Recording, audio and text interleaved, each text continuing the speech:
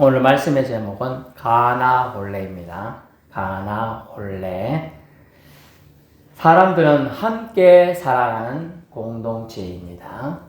그래서 이웃들과의 관계가 상당히 중요합니다.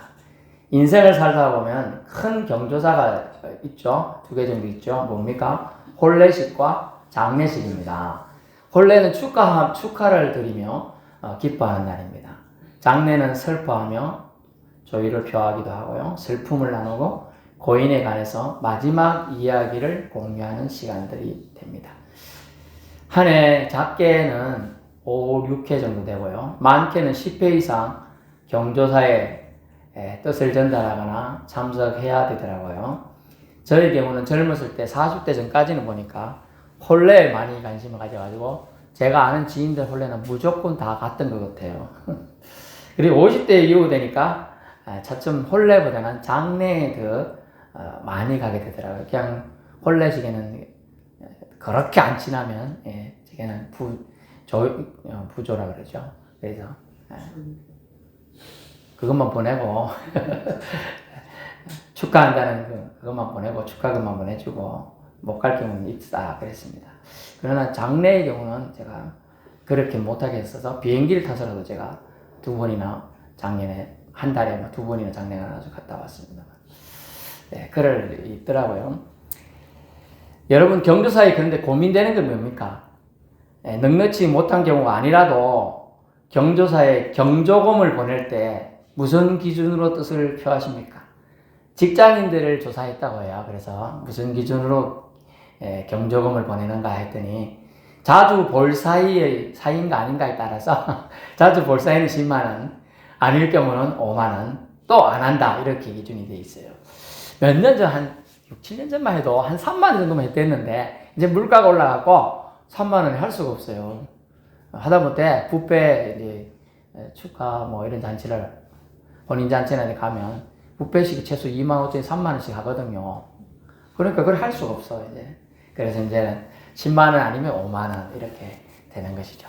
저는 1년에 최소 한 번 이상 교류가 있거나 최소 전화통화라도 하는 사람은 제가 10만원 이상 합니다. 그렇지 않은 경우는 5만원 하든지 안 하든지. 그러니 만약 5만원 하고도 찜찜한 경우가 있더라고요. 5만원 적은 돈 아닌데 제가 안 가잖아요. 일단 안 가니까 뭘 먹질 않으니까. 그래도 좀 그래요. 그래서 그런 경우가 왜 생기는가 해봤어요. 왜 5만원 해도 찜찜하고 어떤 때는 10만원 해도 찜찜할 때가 있고 왜 그럴까? 사람은 관계를 통해서 존재감과 소속감을 느끼기 때문에 그렇다는 거예요. 저 사람하고 좀 잘 지내고 보내고 싶은데 이게 안 되는 경우가 있거든요. 그래서 이제 직접 만나서 대면해서 얘기하고 이러면 이게 그런 문제들이 해결될 때 그게 안 되고 거리감이 있다든지 또 시차가 있다든지 또 늦게 알았다든지 이러면 힘들더라고요. 그래서 이 관계를 통해서 존중감, 자아 존중감이 회복되고 살맛을 느끼게 된다는 거예요. 사람들하고. 그래서 혼자 여러분이 혼자 무인도에서 혼자 산다고 생각해 보세요. 혼자 무인도 사는데 돈이 1억 있으면 뭔 소용이 있어요. 혼자 사는데. 차라리 강아지 한 마리 같이 있는 게 낫지. 안 그렇겠습니까? 못 삽니다. 또 건강이 넘치면 뭐예요? 무인도에서 건강이 너무 팔팔 넘쳐갖고 온데 다 뛰어다니는 거 아무 소용이 없어요. 그래서 우리가 관계가 얼마나 중요한가. 오늘 무슨 관계를 주님이 말씀하시는가를 우리 한번 살펴봐야 되겠습니다. 본문에 예수님은 제자들과 함께 혼인잔치에 초청을 받았다고 기록이 되어 있습니다. 2절에 나옵니다. 2장 2절. 예수와 그 제자들도 혼례의 청함을 받았더니 라고 분명히 기록이 되어 있습니다. 이 혼례 장소가 어딘가니까 가나라는 지역이에요. 가나라는 지역은 나사렛에서 북방으로 13km 지역에 있다고 합니다. 저는 안 가봤기 때문에 이렇게 있다고 한다고 전하는 겁니다. 예수께서 지난주에 오후에 예비를 찬송 안 하신 분은 잘 모르겠으나 예를 들면 예수님이 출생을 어디서 했습니까? 탄생을 베들레헴에서 했죠. 그러나 출생하자마자 헤롯 대왕이 잡아 죽이려고 해서 피신을 했죠. 애굽으로 피신했어요. 그래서 애굽을 잡아 죽이는데 헤롯 왕이 죽으니까 이제 돌아가라는 꿈의 지시를 따라 계시를 따라 돌아가려고 했더니 애굽 왕의 헤롯 왕의 아들 아켈라오가 다시 왕이 됐대요. 그래가지고 다시 두려워서 그 지역을 안 가고 나사렛 지역으로 가서 살게 됩니다.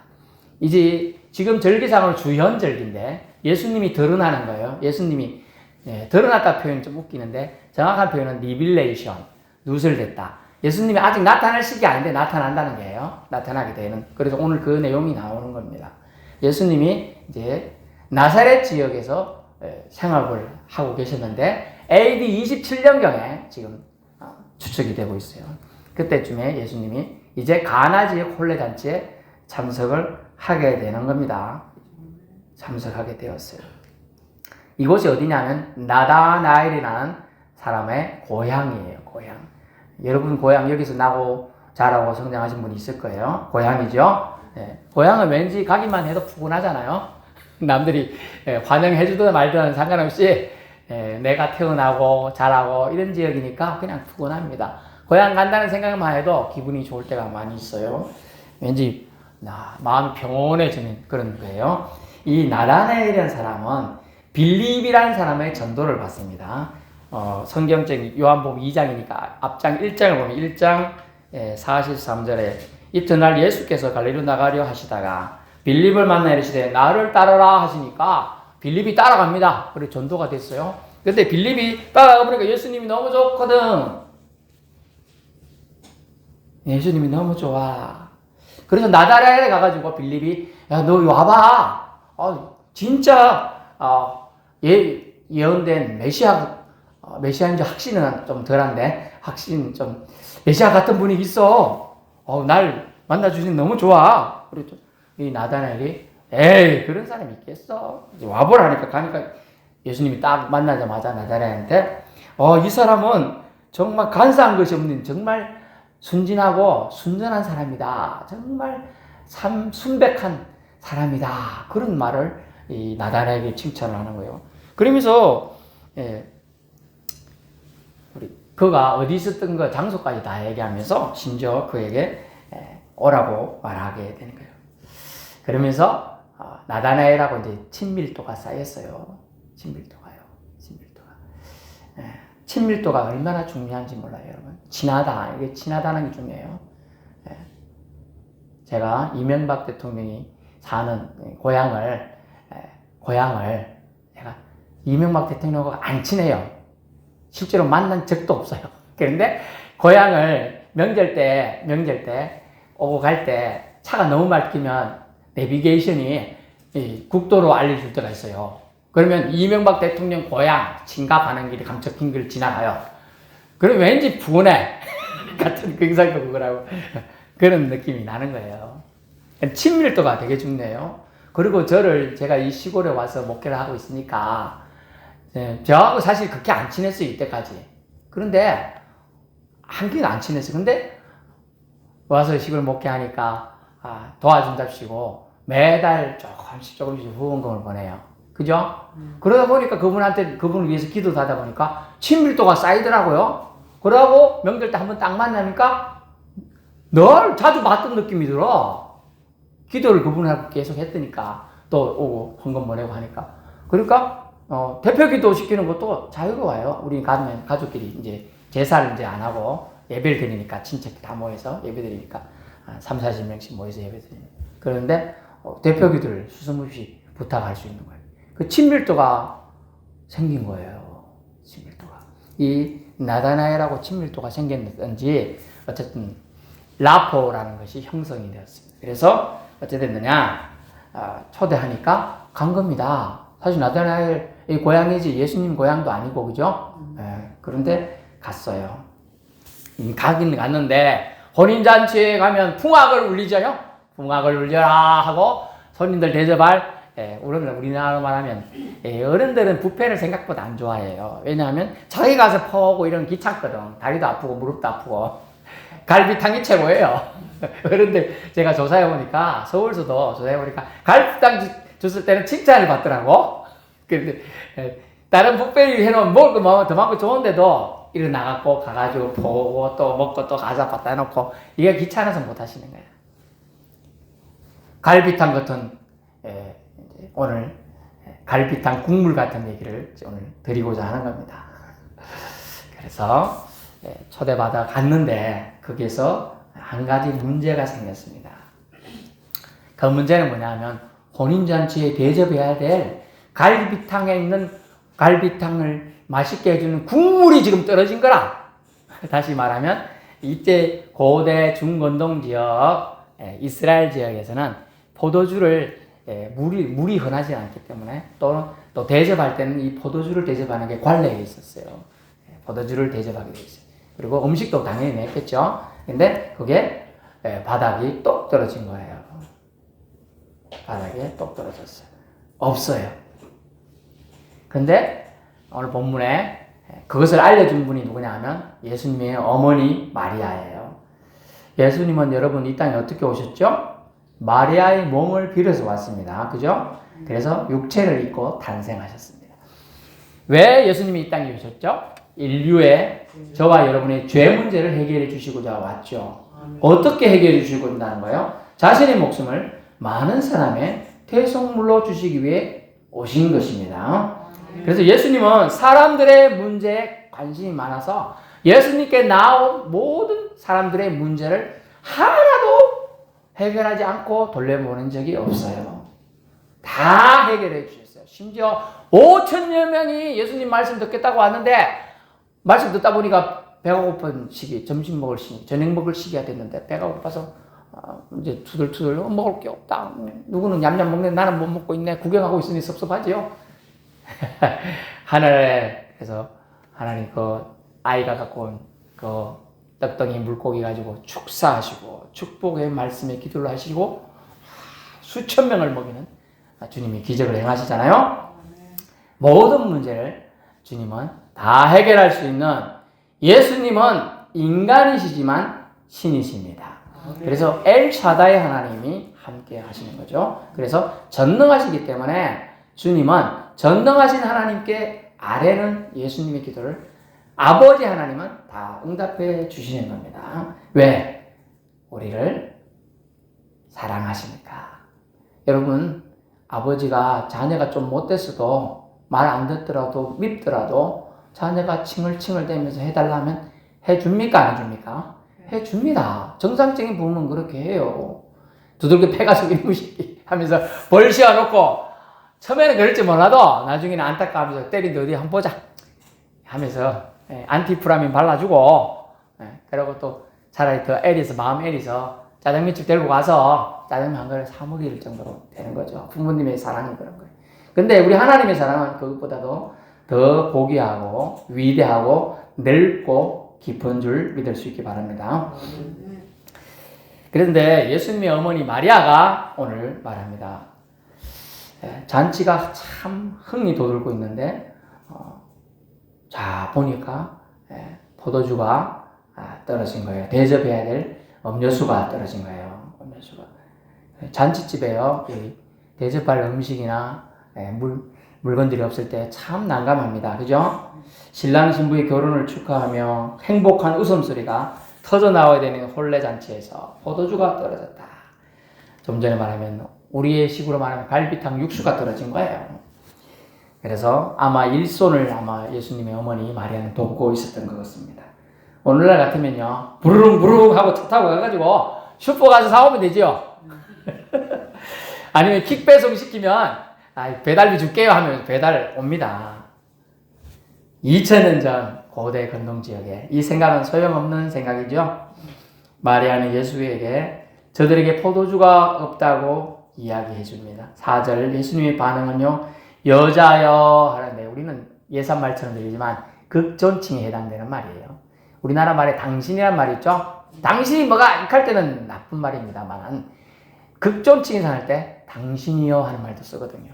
이 극존칭에 해당하는 말인데 헬라어로 말하면 왕후여, 귀부인이여 이런 뜻이에요. 여자여 하면서 나와 지금 이 일이 무슨 상관이 있습니까? 라고 반문하면서 예수님은 아직 자신의 때가 이르지 아니하였다고 영어로 보니까 not at 이렇게 돼 있어요. not at 이르지 않았다. 자, not at come 아직 이르지 않았다라고 말하고 있어요.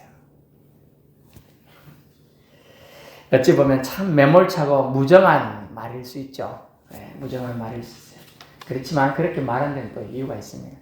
그는 예수님은 아직 자신을 드러내야 될 때라고 보지 않았던 것 같습니다. 이는 사람의 일이다 하는 거예요. 포도주가 없어서 포도주 때문에 고민하는 건 사람 일이라는 거죠. 그래서 채워야 된다. 이런 건 사람 일이라는 거예요. 세상 일이라는 거죠. 그래서 하나님의 영적 사명을 위해서 오신 메시아 일과는 좀 거리가 있다. 상관이 없다는 거예요. 이는 아직 메시아로서 자신을 드러내시어 일하실 때가 아니라는 것을 예수님이 천명하신 거예요. 여러분, 혼례에 초대된 여러분은 사실 모두 다 혼인잔치에 초대된 신부입니다. 네, 예수님이 사실 신랑이에요. 여러분, 신랑 대신 예수님이 딱 있으면 어떻게 되죠? 신부는 걱정하면 할 필요 없죠. 네, 사실은 이런 걱정할 필요도 없어요. 엄마도 이런 걱정해가지고 말할 필요도 없어요. 이미 예수님이 그 자리에 있다. 다 해결된 줄 믿을 수 있기 바랍니다. 다 해결돼요. 사실은 다 알고 계시는 거예요. 몰라서 예수님이 그 누가 말하는 거 듣고 있는 게 아니에요. 다 예수님은 하나님이잖아요. 다 알고 계시는 거예요. 그렇지만 그 설명을 듣고 그 얘기를 듣고 이런 얘기를 하시는 거예요. 왜냐하면 아직 하나님의 때를 이루는 시기가 아니 되었기 때문에 지금 그렇게 얘기하고 있고요. 예수님이 행하신 첫 번째 기적과 표적이 영어로 보니까 미러컬, 기적을 행하는 장면이 되는 겁니다. 오늘 나타나겠습니다. 왜냐하면 좀 전에 말했죠. AD 27년에 그랬어요. 아직 예수님이 드러내서 활동할 시기가 사실 아니에요. 그런데 이렇게 예수님에게 요청하는 마리아의 요청이 있습니다. 어머니 마리아는 너에게 무슨 말씀을 하든지 그대로 하라고 얘기합니다. 여러분, 엄마잖아요. 엄마인데 예수님의 특이함을 어릴 때부터 많이 봤잖아요. 주님의 계시에 의해서 잉태되었고 그 계시에 의해서 피난도 갔고 계시에 의해서 돌아왔고 또 계시에 의해서 양육했고 12세 때는 교회 다시 말하면 성전에 가서 말씀을 듣고 그저 배우고 했잖아요. 그것을 예수의 어머니는 마리아는 마음에 간직하고 있었다라고 표현하고 있습니다. 그래서 무슨 말씀을 하시든지 그대로 하라고 하인들에게 그날 일을 돕는 자들에게 부탁하고 있는 것입니다. 근데 예수님 뭐라고 합니까? 항아리에 물을 채우라 라고 했습니다. 그 다음 8절에 이제 떠서 연회장에게 갖다 주라 합니다. 여러분, 포도주 항아리에 물 채우면 물입니까? 포도주입니까?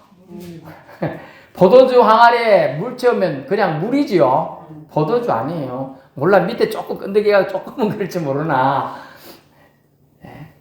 포도주 항아리에 물 채운다고 포도주 안 됩니다. 그렇죠? 하인들은 의아해하면서도 그때 당시 수돗물이 칼칼 나오는 것도 아니고 힘겹게 물을 뜨다가 이 항아리들의 물을 채우게 돼요. 얼마나 큰 잔치였는지를 상상을 해보세요. 지금 두세 들이 되는 돌 항아리입니다. 항아리에 물을 채워 두세 통 드는 돌 항아리라고 되어 있어요. 근데 6시간이나 더 있어요. 항아리가 한 통이 한 40리터 된다고 해요. 두세 통이면 한 120리터. 네, 이 정도 되는 항아리입니다. 여기서. 항아리 좀 저기 있죠? 그거 말고 또 다음 장면. 네, 이 정도 되는 항아리예요. 저 정도 되는 항아리 약 120에서 175도 된다는 항아리인데 이 정도 되는 항아리에 하인들이 물 떠다 갖고 어디서 오는지 모르겠지만 또 와서 채우고 또 와서 채우고 한 통도 아니고 6통이 채워야 되는 거예요. 채우고 있어요. 자, 그렇게 지금 채우고 있는 거예요. 참 채우면서 뭐 하는 거예요? 왜 물을 갖다 부어하지? 물을 갖다 부어하지? 이러고 있는 거예요. 아기까지 채웠다고 되어 있어요. 입구까지 가득 채웠다는 뜻으로 지금 채우니 그 다음에 이제는 떠서 연회장에게 갖다 주라 하심에 갖다 주었더니 9절에 보니까 연회장은 물로 된 포도주를 맛본다라고 되어 맛보고도라고 되어 있죠. 예, 맛보게 되어 있습니다. 이 광경을 상상해 보세요. 연회장은 포도주를 가져오라고 시켰겠죠. 근데 포도주가 없으니까 좀 의심반하지만 불을 떠서 갖다 놓은 그걸 갖다 줍니다. 근데 뭐 맛보더니 너무 맛이 훌륭합니다. 그리고 10절에 심지어 신랑을 불러 칭찬합니다. 신기하다. 보통 사람들은 처음에 좋은 걸 내가지고 술 취하면 해롱해롱 하니까 이제 맛보을 잘 못하니까 나쁜 걸 내는 경우가 많았다고 그래요. 처음에는 고급 포도주 쓰고 나중에 나쁜. 근데 여기는 더 좋은 걸 냈네 이러면서 칭찬했다는 거예요. 그러면서 예수께서 이 첫 표적을 갈릴리 가나에서 행하셨고 그의 영광을 나타내셨다라고 되어 있어요. 영광을 주님이 이제 드러나셨다 뜻이 세상에 밝히 드러나게 되셨음을 말씀해 주고 있습니다. 끝에 근데 잘 보시면 영광을 나타내심에 그 뒤에가 중요해요. 사실 그것 때문에 했어요. 제자들이 그를 믿으니라. 아멘. 제자들이 처음에 이제 불러서 빌립도 부르고 나다나엘도 부르고 여러 친구들도 따라왔는데 예수님 오라고 했는데 아직 예수님이 제자로 삼으라고 불렀지만 제자들은 그냥 친구고 심지어 나이가 더 많은 사람도 있는데 그죠? 예수님보다 뭘 먹고 따라다니길 믿을 만한 건덕지가 안 보여요. 여러분 보고 생판 처음 보는 예수님 보고 믿어라 하면 여러분보다 훨씬 어린 사람 보고 나를 따르라. 뭘 따를 건덕지가 있어야지. 밥을 줄 건지 아니면 영적으로 충만함을 채워줄 건지 아니면 마음의 평강을 줄지 그게 모르잖아요. 그런데 이 첫 표적을 통하여 물을 채우라고 했더니 물을 채워서 했고 떠다 주라 했더니 예수님의 말씀대로 물이 변하여 포도주가 된 것입니다. 그래가지고 떠다 주는 그 기적을 제자들이 다 보게 된 거예요. 이제 예수님은 우리가 알던 그 친구 그냥 우리가 나이 비슷한 또는 우리보다 나이 어린 사람이 아니구나. 하나님의 영광을 힘입은 사람이구나. 그런 존재로서 여기 계시구나 하는 걸 믿게 된 겁니다. 아멘. 야, 놀라운 기적이 지금 일어났어요.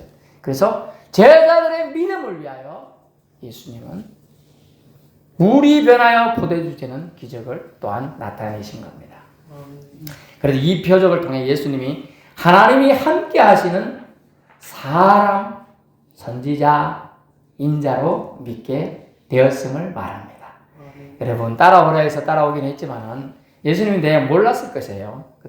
그런데 그가 보통 분이 아님을 확실히 알게 되어서 하나님이 보내신 자, 즉 메시아이심을 믿게 된 사건이 이 요한복음 2장 1절을 통하여 첫 번째 표적으로 미라클, 세상 사람들은 이해가 안 되는 인간은 할 수 없는 능력을 이제 행하시게 된 것입니다. 하나님은요, 예수님이 말씀하신 걸 이루어 주셨습니다. 예수님이 말씀하시니 물이 변하여 포도주가 되었습니다. 예수님은 하나님이신 줄로 믿을 수 있기를 축원합니다. 자연 만물도 순종합니다. 자연 만물도 물도 순종하여 명령대로 변화된 것이에요. 우리도 예수님 말씀으로 변화된 인생을 살 수 있을 줄로 압니다. 예수님 말씀이 여러분 안에 살아 움직이면 여러분도 예수님이 변화된 인생을 살 수 있도록 축복 내려 주신다는 거예요. 그래서 말씀이신 예수께서 여러분이 순종하면 예수님을 메시아로 영접하고 살면 그를 기뻐하며 산다면 이 모든 일은 우리 삶 가운데서 일어난다는 거예요. 2000년 전에 일어난 일이 목사님 지금 이게 일어나겠습니까? 불가능하다고 생각은 됩니다. 논리적으로는. 그러나 하나님을 믿으면 이 일도 가능할 줄로 믿습니다. 전혀 불가능한 일 아니요.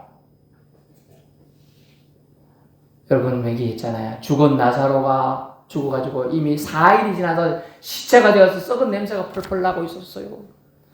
그래서 나사로 여동생들이 울면서 예수님이 우리 오빠 옆에 있었으면 오빠가 죽지 않고 살았을 수도 있는데 왜 늦게 오셨습니까? 막 울고 있었어요. 그리고 세상 사람들이 아이고 나사로는 병은 고칠 수 없어갖고 늦게 왔나 보다 막 이러면서 조롱을 해요 사람들이. 그래서 예수님이 슬퍼서 하나님이신 자기를 몰라보고 그렇게 부정적인 말을 하는 것을 예수님은 슬퍼하셔서 눈물 지으셨다는 표현이 나와요. 그리고 뭐라고 합니까? 믿으면 능력을 보리라. 아멘. 그리고 나서 뭐라고 합니까? 무덤을 향하여 소리칩니다. 나사로야 나오너라 하니까 시체를 꽁꽁 묶어놨거든요. 우리나라처럼. 우리나라도 죽을 장례관에 넣을 때 묶어갖고 넣잖아요. 얼마나 꽁꽁 묶는지 아파요. 보통 이런 사람들이 여러 묶어놓으니까 얼마나 힘들어요. 근데 이렇게 묶인 채로 수석을 묶인 채로 딱 걸어 놓습니다. 나사로가 예수님 말씀에 순종하여 살아난 줄로 믿습니다. 네, 놀라운 기적이 나타나는 거예요. 여러분, 예수님 말씀을, 하나님 말씀을 믿으면 능력을 여러분은 삶 가운데 반드시 체험하게 될 줄로 확신하시길 바랍니다. 네. 믿음대로 되는 겁니다, 여러분. 믿음대로 되는 거예요. 그래서 그리스도인이 말에는 부정적인 말을 제거해 나가야 돼요. 하면 된다, 해보자, 할 수 있다 말들을 많이 해야 돼요. 그러면 주님이 우리의 삶에, 우리 지경에 있는 부정적인 것들을 쫓아내시고 긍정적인 것을 오게 하시고 복들을 몰아주시는 겁니다. 그런 말, 하면 된다, 해보자, 할 수 있다 하신 일을 우리는 믿을 수 있기를 축원합니다. 결론 말씀드립니다. 요한복음에 나타난 예수 그리스도가 행하신 첫 번째 표적 얘기를 오늘 드렸는데요. 혼례식의 주인공은 신랑 신부입니다. 이들이 칭찬 듣는 것은 사람들이 직접 체험한 것을 통해서죠. 신랑 신부를 만나고 아는 사람, 그것보다는 뭐냐, 대부분 신랑 신부가 축하하러 온 사람들에게 베풀어주는 음식들이나 그죠? 연애 자리에 이것으로 칭찬을 하는 거예요. 그래서요, 자칫 불만과 불평이 떨어져 나올 수 있어요. 먹고 많다는 소문난 잔치 왔더니 포도주도 없네 이래가지고 오히려 지탄의 대상이 될 수 있었습니다. 신랑이 난처할 수 있었어요. 그런데 주님은 세상 사람들이 인정받고 대인관계가 원만한 사람들 특징을 오늘 통해서 알려준 거예요. 그들에게 공감 능력이 중요하다는 걸 알려주세요. 공감 능력. 제가 이 말을 사실 드리려고 한 거예요. 공감 능력. 예수님은 어머니 마리아 요청에 공감하여 마리아 요청을 들어주시죠. 여기서도 하나님은 사람의 기도에 결코 모른 채 하지 않는다는 거예요. 여러분, 좀 웃기는 얘기인지만 한번 테스트 해보세요. 말도 안 되는 얘기일 수 있으나 하나님께 진심을 다하여 기도를 드려보세요. 그러면 주님은 진심 어린 기도는 반드시 응답합니다. 공짜 없습니다. 땅에 절대로 떨어지지 않습니다. 그 기도는 하늘로 올라갑니다. 진심 어린 기도를 드려보세요. 내 자녀가 답답한 게 있다. 하나님이 우리 자녀 이 문제가 괴롭습니다. 하나님 내 마음도 그것 때문에 괴로워요. 하나님 내 마음이 괴로우니 하나님 아버지 마음도 아프잖아요. 이 문제 해결해 주시옵소서.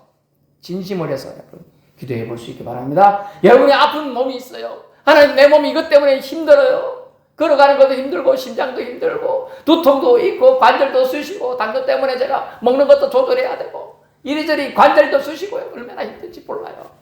주님, 나 이 병 주님이 만져주시옵소서. 주님이 고쳐주시옵소서. 진심으로 한번 매달려 기도해 보세요. 눈물 뿌려서 한번 기도해 보세요. 응답해 주실 줄 믿습니다. 그래서 예수님은 사람은 혼자서는 구렁텅이 빠질 때 나올 수가 없어요. 죄악의 문제를 해결할 수가 없어요. 죽음의 문제를 해결할 수가 없어요. 그래서 우리 지극히 높으신 곳에 계신 하나님 아버지께서는 지극히 낮고 낮은 이 땅으로 예수님을 보내시기로 결단하신 큰 사랑을 보여주셨는데 그 큰 사랑이 바로 하나님의 인간을 향한 공감입니다. 공감이에요. 하나님 우리의 고통을 공감하셨기 때문에 그렇게 하신 거예요. 그래서 웃고 있어도 웃지 못할 상황에 근심할 잔치에 예수님은 자신의 때가 아닌 것을 아시면서도 자신이 이 땅에 오신 목적에 상응하여 좀 일찍이지만 메시아로서의 모습을 드러내시게 되었던 거예요. 인생들 문제를 그러시면서까지도 인생들 문제를 외면하지 않고 도와주셨습니다. 그래서 공감 능력은요, 인생사에서 예수님의 제자로서 필요한 덕목임을 또한 우리가 한번 생각해 보아야 한다는 거죠. 오늘 본문에 하나님 아버지의 공감으로 예수님을 이 땅에 보내주셨다는 것이고, 또 예수 그리스도의 공감으로 인생들의 문제를 해결해 주시고자 오늘 예수님이 자신의 시기까지 좀 당겨서라도 이를 해결해 주신다는 거죠. 혼인잔치의 문제가 해결되었죠. 우리 주변의 공감을 우리가 한다면 세상을 변화시켜가는 그리스도인의 여러분이 위치가 다시 회복될 줄로 믿습니다. 여러분만이 잘 살먹고 잘 산다고 생각하니까 이 땅에 평화가 자꾸 사그라들고 이 땅에 옳지 않은 세력들이 득세하는 거예요. 여러분 주변에 있는 사람들을 공감해 보세요. 상처받고 찢겨진 고통에 있는 사람들, 눈물을 주는 여러분 보세요. 주님은 결코 주님께 나오는 모든 자를 해결해 주실 수 있는 모든 문제의 해결자인 줄로 믿습니다. 그러므로 그들에게 여러분이 해결할 수 없어요, 사실은. 그럼 그들에게 뭘? 예수님을 소개해 주세요. 모든 문제의 해결자인 예수님을 소개해 주세요. 여러분의 영혼과 그 얘기를 듣는 사람의 영혼이 살아납니다. 그리고 그 얘기를 듣는 사람의 가족들이 살아납니다. 그리고 그 얘기를 듣는 가족들이 살아나는 거예요. 자녀들이 회복되는 거예요. 그들의 영이 살아나야 우리 미래 세대가 살게 되고 점점 더 주님의 은총을 깨닫고 감사하는 멋진 대한민국과 가정과 사회가 될 줄로 믿습니다. 여러분, 하나님이 공감하셔서 우리의 고통을 들어주시고자 예수 그리스도를 보내시고 우리를 구원하시기 위해 예수 그리스도를 죽이시기까지 하신 거예요. 그러기 위해서 주님은 우리의 사랑하신 그 사랑을 우리가 깨달아야 합니다. 하나님은 우리를 원사이드 러브로 짝사랑을 하셨지만 이제 우리가 하나님께 올려드릴 사랑은 주고받는 아름다운 교제의 사랑이 되어야 될 줄로 믿습니다. 그래서 공감하시고 하나님의 사랑을 깨달은 자, 그 사랑에 감사하면서 그 사랑을 전하면서 살아갈 수 있기를 축원합니다. 이 혼례잔치를 통하여 예수님은 자기의 시기를 당겨서까지라도 인생의 문제를 그냥 외면하지 않으시는 참 사랑의 구주임을 말씀하고 있습니다. 여러분의 문제 이제 주님 앞에 내려놓고 아뢰세요. 말씀하세요. 주님께 맡기세요. 그러면 주님이 지고 가실 겁니다. 주님이 통째로 해결해 줄 줄로 믿습니다. 기도드립니다.